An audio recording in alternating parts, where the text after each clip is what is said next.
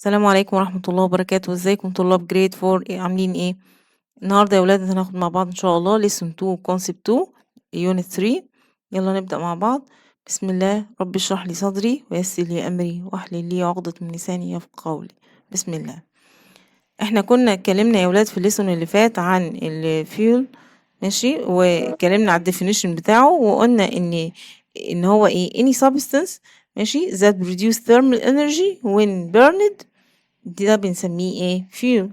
اي مادة بيحصل لها بتطلع طاقة حرارية لما بنعمل لها احتراق، دي كده بتبقى معانا ايه fuel. تمام. واتكلمنا عن الامبورتنس بتاعتها وقلنا بنستخدمها في الوارمنج في الكارز بالتفصيل اتكلمنا في الليسون اللي فات. تمام. الليسون ده هنتكلم عن التايبس بتاعت الايه تايبس اوف fuel. احنا عندنا الباي فيلز، ماشي، والفوسل ايه عندنا نوعين الباي فيلز والفوسل فيلز. البايو فيول يا ولاد من اسمه كده يعني وقود حيوي. بايو يعني حيوي، وقود حيوي، وهناخد definition بتاعه وهنعرف يعني ايه. والايه fossil fuels اللي هو وقود احفوري، وهنعرف يعني ايه كل واحد فيهم الديفينيشن بتاعه بالتفصيل. تمام. هنا البايو فيول ايه هو؟ they are fuels made from living organism. هو fuels بنستخدمه من ايه؟ الفيول بنستخدمه من ال living organisms that can be planted. يعني ايه؟ من كائنات حية نقدر نزرعها، اللي هي طبعا ايه هي؟ طبعا طالما بنزرعها اللي هي such as ايه plants، زي ال plants. ماشي. الإكزامبلز بتاعتنا على البايفيلز عندنا الوود، الخشب، هو ايه the oldest fuel that still used all around the world. على يعني العالم كله أقدم طريقة عرفها أقدم فيول عرفه العالم كله، الإنسان عرفه، هو مين؟ الوود، الخشب. من زمان قوي أول حاجة يمكن عرفوها حكاية إن هم إيه، إن نحط شوية خشب ونحرقهم كده بقى معانا إيه فيول، بقى معانا ايه الوقود بقى يستخدموه في الوارمنج، في انهم يعني كوكينج، الوسيلة الغرض اللي كانوا هيستخدموه فيه. دي اقدم حاجة طبعا اللي هو مين؟ الوود. تمام. عندنا تاني حاجة الايه الشيركول، ماشي، اللي هو الفحم النباتي made from wood، طبعا من الخشب، ماشي، وده بنستخدمه في ايه ليه important ايه وده important fuel. تمام. عندنا sometimes، ماشي، some types of plants such as grass زي الحشائش والكورن، الذرة، and wood chips، شرائح بالخشب، ماشي، can be used to make حاجة اسمها ايه liquid biofuel. احنا بنقدر عن طريق من استخدامنا للجراس والكورن والwood chips بنعمل liquid biofuel اللي هو الوقود الحيوي السائل. وده إحنا يعني أنت مش مطالب إيه هو الوقود اللي يعني إزاي بطريقة تصنيعه، بس أنا هاقوله لك اللي أنت عشان تعرفه إن الliquid biofuel يا ولاد إحنا من النبات بيبقى فيه طبعًا زي ما اتفقنا من قبل كده من الترم اللي فات، إن النباتات بيبقى في الphotosynthesis process بتنتج إيه، فاكرين الجلوكوز والstarch بيبقى بينتجوا الplant. تمام. إحنا بنعمل حاجة اسمها عملية تخمُّر لمادة الstarch والجلوكوز ده، تمام، وبدرجات حرارة معيّنة وكده، عن طريقها بنحصل على الliquid biofuel. أنت مش مطالب بالطريقة دي، بس أنا باوضّحها لك، ماشي. فإحنا عن طريق الgrass والcorn والwood chips ونباتات تانية بنقدر ناخد منها نحصل على إيه liquid biofuel نقدر نستخدمه في الأغراض المختلفة اللي إحنا عاوزينها. تمام. هنا بيقول لي إن البايوفيول بيكون ماله بيكون إيه renewable fuels. يعني إيه؟ هو بيكون وقود متجدد. يعني إيه؟ إن إحنا كل ما هنزرع plants كل ما إيه نقدر نحصل على الإيه الفيول منه، ناخد البلانتس دي اللي حصل لها جرو ونعمل لها burn ناخد منها إيه الفيول اللي إحنا عايزينه. فأنت فهمت إزاي؟ فهو إيه can be continually إن هو يحصل له إيه continually يحصل له إن هو نعمل له تجديد as plants grow. تمام. بيكون إن إحنا مجرد ما الplanet يحصل له إن هو ينمو ماشي، فإحنا نقدر إن إحنا نستخدمه، تمام؟ هنا بيقول لي although biofuels are renewable energy resources، بالرغم إن هو مصدر طاقة متجدد they should be conserved، إن إحنا لازم نحافظ عليه. ليه؟ لأن إحنا يا ولاد البلانت طبعًا، يعني أنت البلان ده مش على طول بقى إن أنت مجرد إن أنت تقطع البلانت دوّة يكبر بسرعة وتاخد منه الwood اللي أنت عاوزه، أو وتاخد بعد كده الfuel اللي أنت عايزه، الوقود اللي أنت عاوزه. لأ، ده الموضوع ده بيتم على فترات طويلة عقبال ما بقى نزرع البلانت ويكبر ونقدر إن إحنا نستخدمه في إن هو ناخد منه الخشب أو ونحرقه ونعمل منه. فده طبعًا بياخد وقت، تمام؟ فإحنا يعني أنت هنا using wood as a fuel requires، بيحتاج إن أنت تعمل cutting down tree، إن أنت تقطع الشجرة. cutting down tree ماشي، قطع الأشجار ده at a faster rate، بيكون أسرع من إن أنت تقطع شجرة، أسرع من they can grow. يعني قطع الشجرة أسرع بكتير من إن أنت إن أنت إن أنت تخلّيها تكبر، تزرعها. زرع الشجرة بياخد وقت، لكن قطعها ما فيش أسهل منه، صح؟ فده بيعمل عملية اسمها ماشي، اسمها deforestation، يعني بيعمل إزالة أنت كده بتزيل الأشجار والغابات، بتعمل عملية إزالة للغابات والأشجار، ماشي؟ وده بيكون بيكون negative effects on the environment، ده طبعًا تأثيره ضار بالبيئة، تمام؟ لمّا أنت بتقطع الأشجار أنت بتضر البيئة. إحنا قُلنا قبل كده قطع الأشجار ده بيقلل الأكسجين، بيزوّد نسبة التلوث في البيئة. ليه؟ لإن أنت قطعت الشجرة اللي هي بتعمل امتصاص للكربون دايوكسيد، اللي هو بتخلّصنا من السموم اللي حوالينا. الشجر ده بينقّي لنا الجو اللي حوالينا، بيدّينا أكسجين أكتر، وبياخد مننا بياخد الكربون دايوكسيد اللي هو ملوث لنا الجو. فإحنا لمّا بنقطع الشجر إحنا كده بنعمل بنضر بالبيئة، تمام؟ عشان كده فهو بيقول لك therefore we should conserve using wood، يعني إن إحنا نحافظ على الخشب so that will not run out. لما إحنا نحافظ على الخشب ده فمش هيحصل له مش هينضب، مش هيخلص.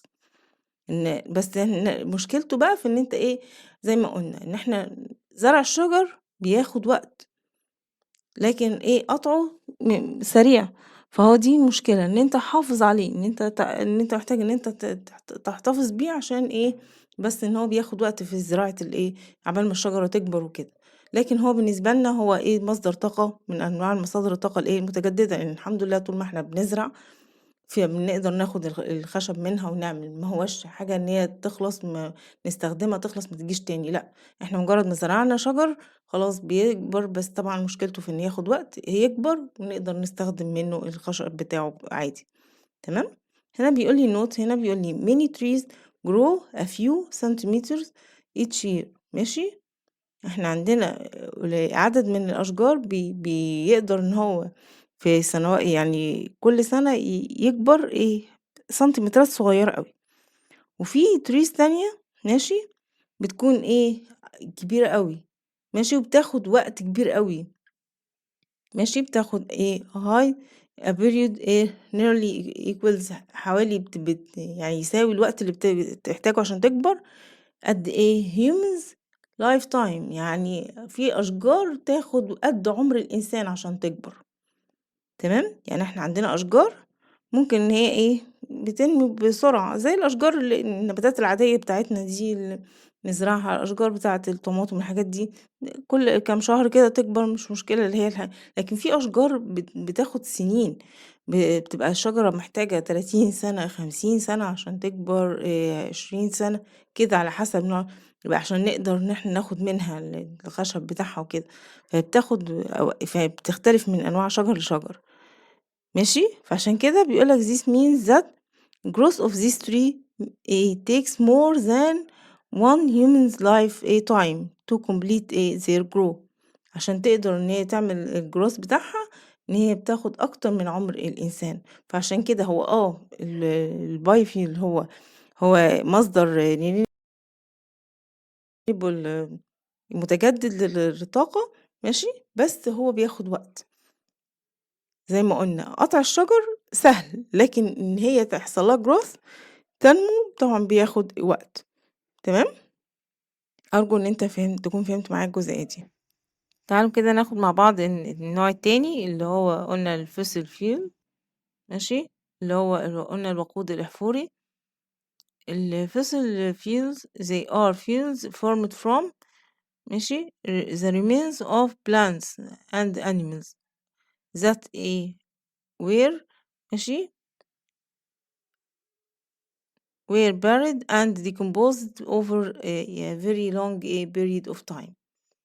يبقى they are، ماشي، fuels formed from any remains of plant and animals that were buried and decomposed over a very long period of time. يعني ايه؟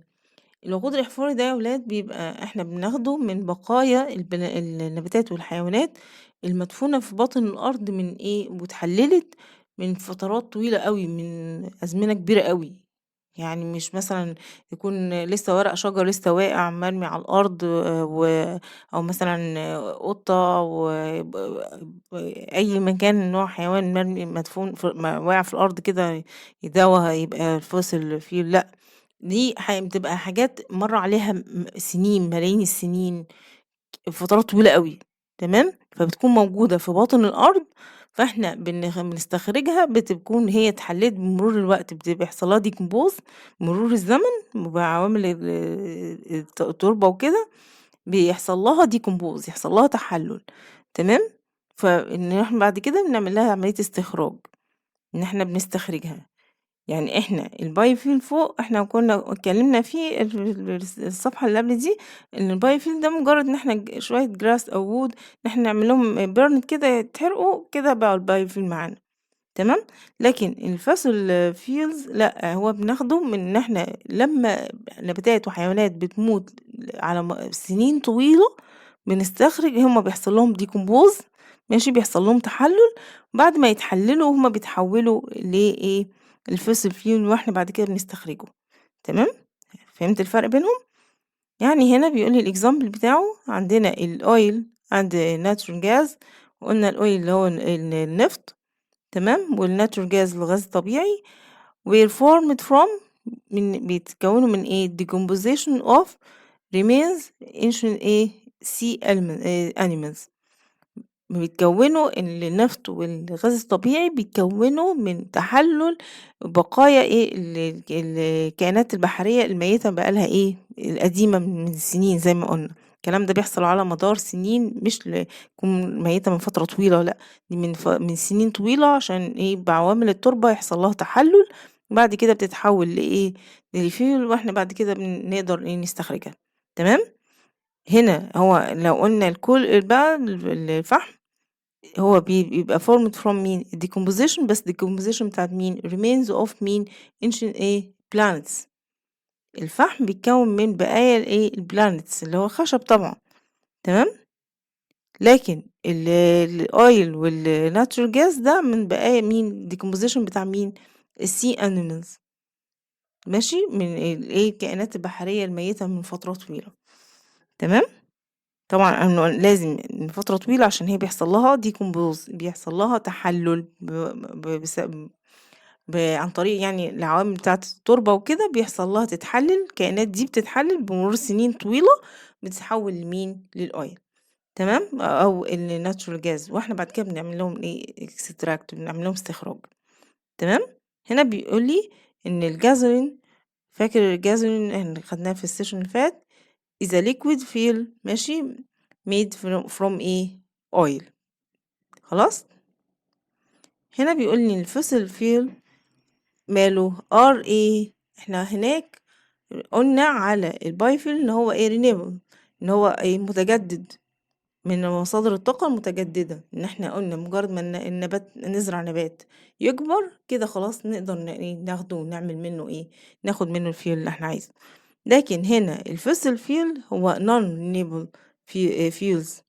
ليه؟ عشان هي إحنا قُلنا دي بتبقى ناتجة عن إيه، الdecompose بتاعة الremains بتاعة الanimals ماشي، الsea animals على مدار إيه، ملايين السنين، فترات طويلة أوي، فإحنا ده طبعًا مش كل شوية إن إحنا مجرد ما هيخلص هنجيب تاني نعرف نستخرجه تاني، لأ الحاجات دي بتحتاج ملايين السنين، فعشان كده هي بتكون إيه non renewable، فأنت لازم تبقى عارف إن الفرق بينهم، عشان المقارنات أو التعريفات أو كده أو الصح والغلط، تمام؟ الfossil fuels non renewable، الbiofuel renewable، تمام؟ خلاص؟ يعني الfossil ماشي non هو مش متجدد ماشي non renewable fuels، وقود مش متجدد، لكن المتجدد اللي هو مين؟ البايو، تمام؟ يبقى هنا بيقول لي الfossil fuels are non-renewable fuels which means that they are gone and can't be easily renewed. إن إحنا منقدرش نعمل له إن إحنا ما نقدرش بسهولة نجدده، زي ما قلت لك ده محتاج إن أنت تستنى ملايين السنين لما الكائنات الحية دي إن هي عقبال ما بتموت وتدفن ويحصل لها تحلل لسنين طويلة، بعد كده إحنا بنستخرجها، فده محتاج فترات طويلة أوي period من الوقت كتير، فده طبعًا مش شيء مش سهل، فعشان كده إحنا بنعتبره non renewable، تمام، خلاص؟ هنا بيقول لي الformation بتاع الكون، هنا بيقول لي إزاي millions of years ago من ملايين السنين مضت يعني large areas of earth were حصل لها covered with in swamps. ماشي، يعني بص هنا اهو ادي عندي البلانتس، وهنا الارض دي اتغطت بسوام بقت مستنقعات، ماشي with a lot of plants growing nearby، يعني ان هي في مستنقعات وفي نباتات يعني بتنمو قريب منها، تمام.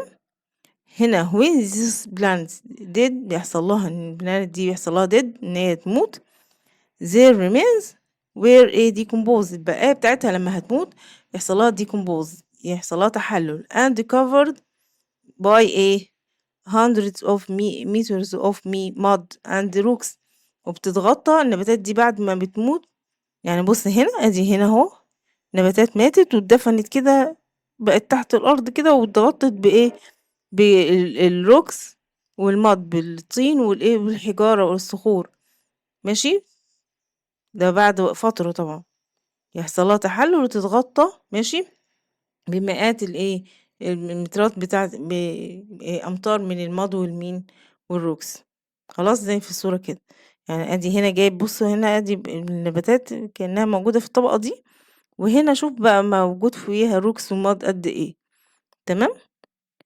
هنا بعد كده بيقول لي due to the effect of earth heat and pressure، نتيجة الآثار بتاعة الحرارة بتاعة باطن الأرض والبريشر اللي هو الضغط بتاع الأرض باطن الأرض this remains were turned into coal، ماشي، بفعل الحرارة والضغط بتاع الأرض باطن الأرض من تحت، لأن احنا باطن الأرض يا ولاد بيكون فيه درجة حرارة عالية جدا، ففعل الحرارة ده بيحول النباتات اللي ماتت دي بتحول كول، تمام، واحنا بعد كده بنستخرجها، طبعا ده كله millions of years ملايين السنين، تمام.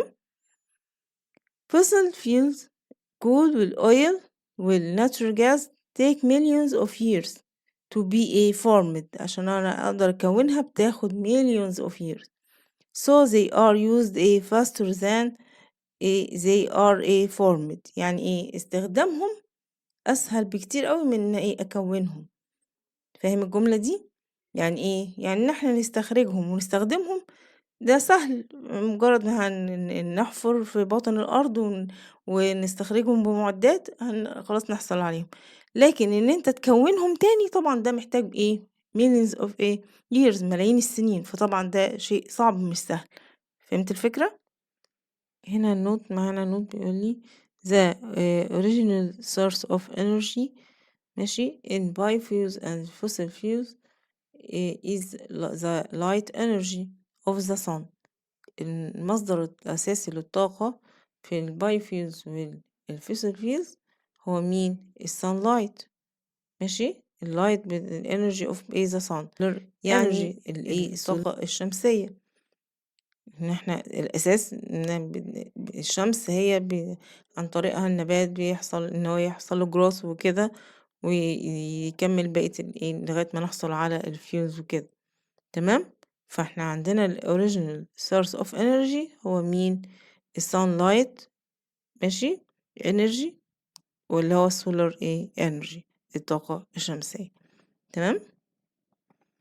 هنا بيقول لي ان الاويل اند ووتر. لو هنا عندنا ان الاويل والووتر يا ولاد هما التايبس بتاع الريسورسز اوف انرجي ان الانسان بيقدر يستخدمه عشان يعمل جنريت انرجي، ان هو يقدر يولد طاقة. احنا بنستخدم الاويل اللي هو النفط زي ما قلنا، والووتر ماشي، هما two types of resources that humans can use to generate energy. بنستخدمهم عشان نقدر نولد طاقة من خلالهم. ماشي. هنا بيقول لي formation of oil. تعال نشوف كده formation بتاعت الاويل oil comes from deep in the ground. احنا بنجيب زي ما قلنا بنعمل extract للاويل، بنستخرج الاويل النفط ده من باطن الارض، من اعماق كبيرة طبعا. ماشي. where oil formed from بيتكون من the decomposition of sea. ماشي، ال sea creature اللي هو المخلوقات البحرية، الكائنات البحرية as follows زي ما هو هيقول لي في الدياجرام كده. هنا بيقول لي when sea creature dead. ماشي، لما المخلوقات البحرية دي بيحصل لها ان هي تموت، there remains بيحصل لها بتبقى موجودة في ocean floor، بتبقى موجودة في قاع بتفضل مدفونة في موجودة في السطح بتاع في الأرض بتاعة المحيطات. ماشي، في القاع بتاع المحيطات over millions of years، بمرور ملايين السنين. layers of sediments. ماشي، sediments and rocks اللي هي الرواسب، sediments يعني رواسب and rocks اللي هي الأحجار. covered the remains of مين؟ those sea creature. يعني يعني بمرور ملايين السنين الكائنات الحية دي الكائنات البحرية دي لما بتموت بتتكون فوقيها layers، طبقات من الرواسب والروكس والأحجار وكده. تمام، الصخور. ماشي. بمرور الوقت بقى بيحصل these layers pressed down. ماشي، causing بتسبب بيحصل extreme heat، تعرض لحرارة عالية جدا and pressure. احنا قلنا في باطن الأرض يا ولاد كل ما بننزل لباطن الأرض تبقى درجة الحرارة عالية جدا، درجات حرارة عالية جدا، فبتعمل انصهار وتحلل الكائنات الموجودة فيها، أو أي روكس أو أي حاجة موجودة في باطن الأرض بتبقى متعرضة لدرجات حرارة عالية أوي وضغط عالي أوي، فده بيعمل لها بيعمل لها ديكومبوز، بيعمل لها تحلل. تمام، بتخليها تسيح وتتحلل. تمام. over time بمرور الوقت as a result of extreme heat and pressure. ماشي، بمرور الوقت وبتعرض لحرارة عالية وضغط عالي those remains بيحصل لهم converted into oil، بيتحولوا بفعل الحرارة والبريشر، الضغط، بيتحولوا يا ولاد لأويل، بيتحولوا لنفط. تمام. يبقى احنا السي كريتشرز، المخلوقات البحرية دي لما بيحصل لها ديد ان هي بتموت، بتتكون فوقيها رواسب. ماشي، يعني بتكون فيها رواسب اللي هي سيدمنت والروكس. ماشي، والأحجار، وبفعل الهيت، بس طبعا اكستريم هيت والبريشر، ان هي تحصل لها ديكومبوز، يحصل لها تحلل. تمام، بتتحول لمين؟ لأويل. هنا بيقول لي the following table show some differences between oil and water and how to conserve each of them. تعال كده، هنا اعمل لي مقارنة بين الاويل والووتر. احنا قلنا الاويل والووتر احنا بنستخدمهم ان هم ريسورسز، ان احنا نعمل جنريت انرجي، بنستخدمهم عشان نولد طاقة، نحصل على طاقة. نشوف بقى الفرق بينهم. هنا بيقول لي الoil is a non-renewable energy resource، هو مصدر طاقة غير متجدد. non، افتكر كلمة non دي ضروري أوي، ما اقدرش ان انا اجددها، لان زي ما قلنا دي محتاجة ايه ملايين السنين، فطبعا ده حاجة مش سهلة. ماشي. هنا بيقول لي renewable resources it is a natural material that is used faster than it can be renewed، ان انا مقدر ان انا بستهلكها اسرع من ان انا اكونها. تمام. ان انا اعمل لها replaced يعني استبدلها. تمام. ان استهلاكها ان انا استهلكها اسرع بكتير من ان انا انشئها من جديد، ان انا اكونها من جديد. تمام. ده اللي هو renewables renewable non renewable resources، المصادر الغير متجددة، ده تعريفها ان هي بتكون ان انا ما اقدرش ان استخرجها بسهولة. تمام. ان هي ما اقدرش ارجعها تاني. ليه؟ لان هي استهلاكها اسرع بكتير من تكوينها. تمام. اما الووتر، ووتر is renewable زي ما قلنا energy resource، هو مصدر طاقة متجدد. الحمد لله طول ما المياه موجودة هي احنا نقدر ان احنا نستخدمها في نعمل generate energy، بنستخدمها في توليد الطاقة عادي. تمام. فهنا renewable resources هي it is a natural materials that can be renewed. ماشي. renewed replaced يعني نستبدلها soon after it used، يعني ان احنا نقدر نرجعها تاني. تمام. بعد ما نستخدمها. زي ما قلنا مثلا استهلكنا شوية مية في ان احنا نعمل generate energy، ان احنا نولد طاقة بكمية مية، مجرد ما احنا نجيب مية تاني هنقدر نستخدم نولد طاقة تاني وكده. الحمد لله طول ما المية موجودة نقدر ان احنا نعمل generate energy عادي. لكن الاويل لا. ليه؟ مجرد ما المنطقة دي خلاص الاويل اللي فيها اللي باطن الارض ده خلص، الاويل الموجود في المنطقة دي بابدأ أدوّر على أماكن تانية يكون فيها oil تاني، لإن طبعًا أنا عشان أشوف oil تاني عشان أكوّنه من جديد ده محتاج ملايين السنين، عشان كده هو non renewable. لكن الwater هي renewable، أقدر متجددة، أقدر أستخدمها بسهولة عادي. تمام؟ طيب تعالوا هنا بيقول لي إزاي أعمل conservation of oil، إزاي أحافظ على النفط، وإزاي أعمل conservation water، لأن احنا قلنا دول المصدرين اللي بنعمل بيهم generate energy، إزاي نقدر نحافظ عليهم من إن هم يخلصوا أو يبقى في مشكلة فيهم. هنا بيقول لي oil is used at a rate faster than the information، زي ما قلنا معدل استهلاكه أسرع بكتير من إن إحنا إن إحنا الformation بتاعه إن هو تكوينه formation of new oil. ماشي. طيب so it should be conserved by many ways، إن إحنا نقدر نحافظ عليه عن طرق مختلفة. إزاي هنا إن إحنا نعمل reducing the use of a private ماشي vehicles، اللي هو إن إحنا نقلل من استهلاكنا للشاحنات الخاصة بتاعتنا اللي هي المركبات سوري المركبات الخاصة.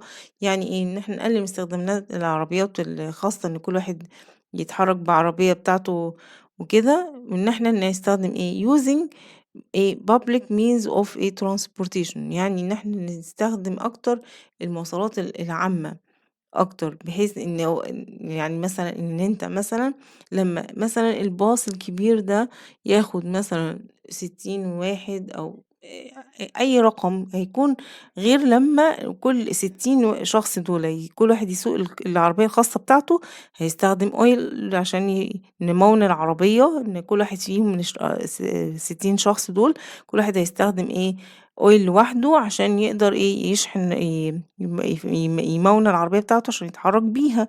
فده انت هتستخدم كمية اويل اكتر. لكن لو 60 شخص دول ركبوا في شاحنات كبيرة في يعني باص وكده كبير، الباص مش هياخد قد اللي هيكون 60 عربية لوحدهم.